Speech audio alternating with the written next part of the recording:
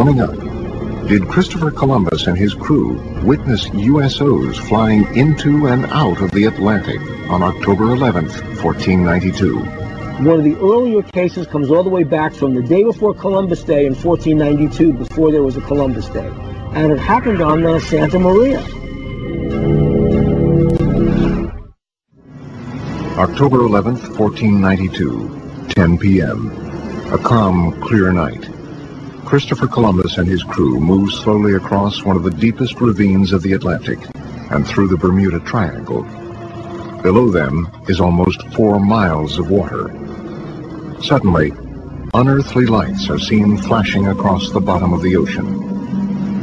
One of the earlier cases comes all the way back from the day before Columbus Day in 1492, before there was a Columbus Day. And it happened on Santa Maria. This person's name was Gutierrez.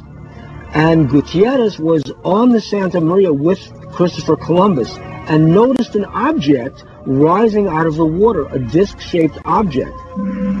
A great flash of light with a level of brilliance unlike anything known at the time suddenly erupts from the sea to the sky, startling Columbus and his crew of 120 aboard the 3-ship Spanish fleet. In less than 5 hours, they would discover the New World. Christopher Columbus maintained a log in the ship. It describes what could be interpreted as a UFO event. They saw, in the description given in the logbook, the flickering of a wax candle going up and down in the night. It couldn't have been a campfire on ground because it was beyond the horizon. This possible USO incident is more than just legend and lore. For the first time ever, original text from Columbus's log has been made available to the History Channel by archivists at Fordham University, custodian of a rare handwritten copy of the journal.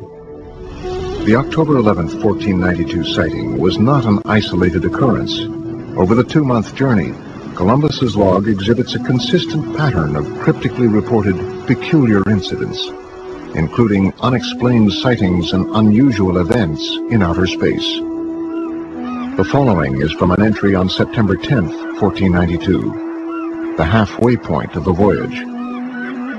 The crew of the Nina stated they had seen a garajo and a water wagtail, but these birds never go farther than 25 leagues from the land.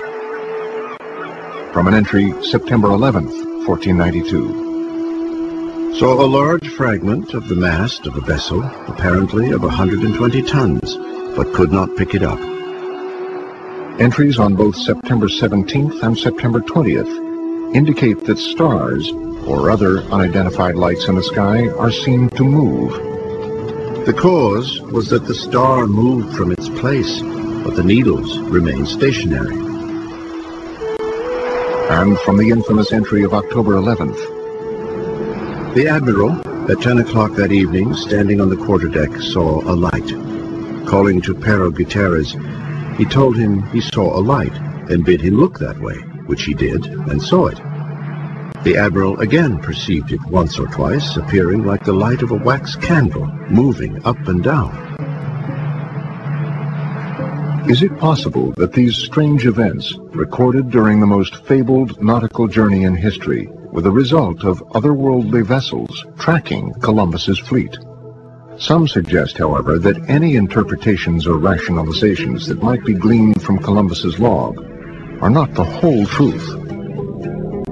If Christopher Columbus saw a strange thing come out of the water, fly around his ship, and then take off, would he have told anybody about it? They'd have locked him up in the brig instantly. The guy's crazy, because things can't do that.